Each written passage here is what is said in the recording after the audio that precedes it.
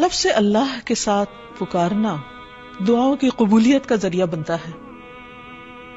ایک اور روایت سے ہمیں پتہ چلتا ہے، عبداللہ بن بریدہ اسلمی اپنے والد سے روایت کرتے ہیں کہ نبی صلی اللہ علیہ وسلم نے ایک شخص کو دعا میں پکارتے ہوئے سنا، اللہم انی اسألک بأنی اشہد انک انت اللہ لا الہ الا انت الاحد الصمد الذی لم یلد ولم یولد ولم یکن لہ کفوا احد.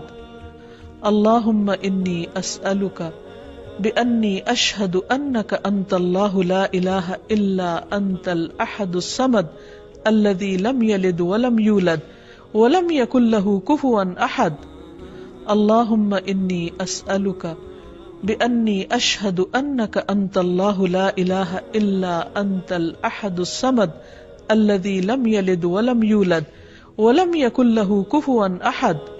تو آپ نے فرمایا، قسم ہے اس ذات کی جس کے ہاتھ میں میری جان ہے، اس نے اللہ کے اس نام کے ساتھ دعا کی ہے جس کے ساتھ دعا کی جائے تو قبول کی جاتی ہے، اور اگر سوال کیا جائے تو عطا کر دیا جاتا ہے. یعنی بندہ اپنے رب سے جو کچھ مانگتا ہے رب اسے عطا کرتا ہے. تو جو شخص اپنے الہ حقیقی کو پہچان لیتا ہے پھر وہ اسی سے مانگتا ہے اور اسی کی عبادت کرتا ہے. ایاک نعبد و ایاک نستعین. وہ اسی کی اطاعت اور بندگی کے لیے اسی کو راضی کرنے کی کوشش کرتا ہے، اور اگر اس کو راضی کرنے میں کسی اور کو ناراض بھی کرنا پڑے تو وہ اس سے ڈرتا نہیں، کیونکہ جو اللہ کو راضی کرتا ہے اللہ سبحانہ تعالیٰ اس کی حفاظت کرتے ہیں، اور جو بندوں کو راضی کرنے کے لیے اللہ کو ناراض کر دیتا ہے پھر اللہ تعالیٰ اسے بندوں کے حوالے کر دیتے ہیں.